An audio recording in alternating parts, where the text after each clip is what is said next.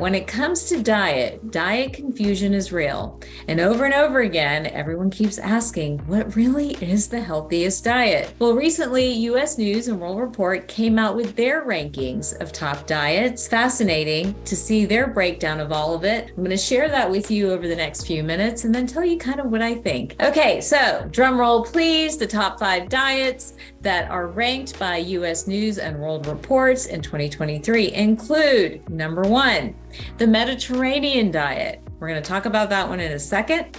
Number 2 is the DASH diet, which actually tied with number 3, the Flexitarian diet. Number 4 is the Mind diet. And number 5 was actually new to me, the TLC diet. Okay, let's break them all down. The Mediterranean diet I've been talking about for a really long time. It sort of coincides with what we refer to as an anti-inflammatory diet. This is the diet straight from the Mediterranean where many people live long, have very low incidence of heart disease or cholesterol issues, and also have better rates of cognitive decline. What is the Mediterranean diet and how does it work? Well, it's all about choosing a majority of plant-based foods, filling your plate with, first of all, food diversity, so eating something different all the time, choosing more fruits and vegetables, whole grains, beans, nuts, legumes, olive oils, and herbs and spices on a daily basis. It also includes bringing fish and seafood in at least twice a week for those omega-3 fats. In fact, one of the hallmarks of the Mediterranean diet that was so groundbreaking was understanding that this particular diet provided more omega-3 fats than many of the others. Poultry, eggs, cheese, and yogurt were all okay, but in moderation, while red meat and sweets were served as occasional treats, maybe every now and then, but definitely not a part of your daily, maybe even not a part of your weekly regimen. And red wine, it was acceptable and a part of the Mediterranean diet. So the Mediterranean diet would watch fats, but is not necessarily a low-fat diet. It focused more on bringing the healthy fats in. I think that was sort of the ringing bell for the Mediterranean diet, was understanding that we did need good fats. We needed omega-3 fats, we needed omega-9 fats, many of these fats for us to stay healthy, to have good brain function, good blood sugar regulation, and so much more. It's probably my favorite diet, to be 100% honest, because I really do think it checks the boxes on many of the issues that we have today. All right, number 2, the DASH diet. I don't know if you guys have heard of this one, but this is a diet specific to preventing or treating hypertension or high blood pressure. What they found is with this particular diet, many people were able to lower their blood pressure significantly and at times maybe even avoid medication. Now, this diet emphasizes fruits, vegetables, whole grains, lean protein, low-fat dairy, and blood pressure lowering nutrients like potassium, calcium, magnesium, and lots of fiber. How do you get there? Well, here are some of the things. You'll fill up on vegetables, fruits, and whole grain. You can have meat and dairy, but in very small amounts. And then foods high in saturated fats like fatty meats or full-fat dairy, definitely restricted. So number 2 was the DASH diet. All right, let's move on to the Flexitarian diet. The Flexitarian diet was sort of the meat eater's way of being vegetarian, if that makes sense. The Flexitarian diet was all about saying, hey, there are days where it's okay to eat meat, but the majority of your diet should be plant-based, choosing primarily whole grains, fresh fruits and vegetables, and a lot of plant-based foods, not processed plant-based foods, but plant-based foods. Getting down to the tacticals, focusing on non-meat proteins. These include beans, peas, or eggs, including lots of fruits and veggies and whole grains, along with occasional dairy and seasoning. Reducing meat down to maybe 2 to 3 days a week, and then occasionally using a plant-based meat alternative, but not often. We think those are overly processed. And best of all, with the Flexitarian diet, you get to decide. You get to decide if you want a meat day or a non-meat day, but basically you're moving through those recommendations.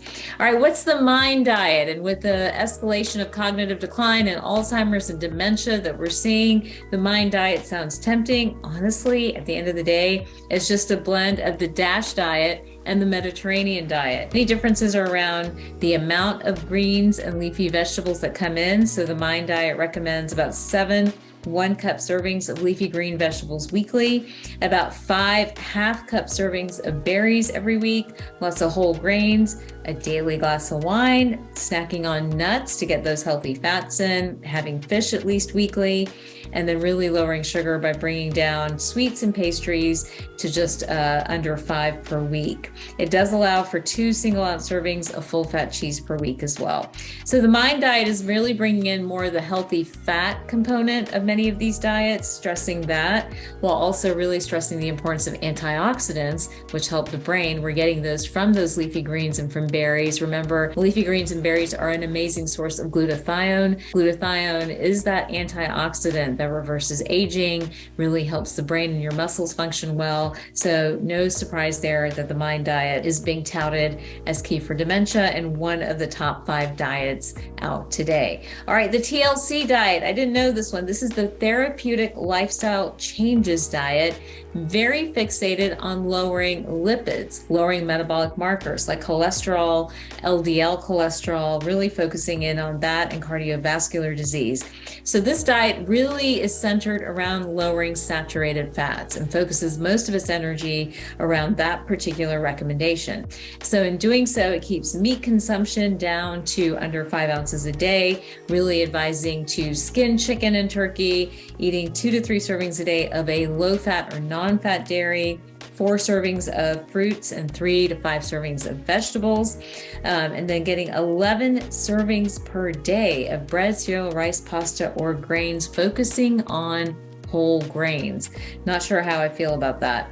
But the TLC diet has been found to lower cholesterol by about 8 to 10% after 6 weeks. And if it doesn't, adding in something called stanols, plant stanols that are cholesterol-like compounds, and adding in soluble fiber, about 10 to 25 grams is the next step. All right, so that's the download on those 5 diets. We have the Mediterranean, the DASH, the Flexitarian, the Mind, and the TLC diet. I still vote for the Mediterranean as the best bet. If you were listening as I was speaking, there's not a ton of differences between all of those diets. They're all really talking about getting lots of plant-based foods, whole plant-based foods, so your leafy greens, your berries, your nuts, your seeds, getting more of those into our diet, watching the consumption of meat, and watching the consumption of red meat and sugar in particular. I think that's a universal across all of those diets, and then allowing for some meat. So this is interesting, right? Because with the movement towards veganism, it's very interesting to me that the top 5 diets don't advocate being a vegan. They actually advocate reduction in meat, but having some days when you need meat. And that is very important because we know that meat and fish provide some healthy fat, provide the protein that's often needed to keep blood sugar stable, because the variable with metabolic health, remember, is blood sugar instability. So if we're seeing a lot of rising and falling of blood sugar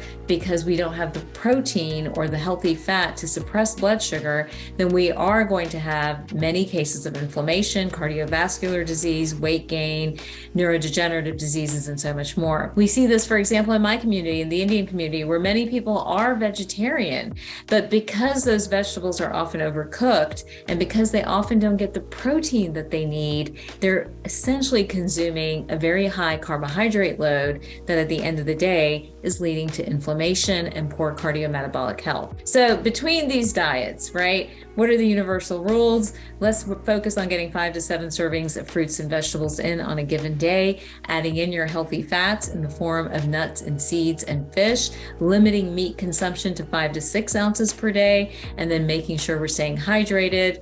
The wine, I think it depends on the quality of wine. Wine at the end of the day is sugar. If it's fermented, if it's super high quality, maybe it's contributing and actually helping, but the majority of wines processed, at least here in the United States, don't meet those criteria, and we know that there's a difference there. So wine essentially becomes another contributor to sugar, just like our breads often do, because they're not being fermented long enough. So I hope that's helpful information and sort of teasing through the different diets, understanding what diet might be best for you, but again, sticking to the general principles that we see are universal to all 5 of these diets when it comes to your health and your longevity.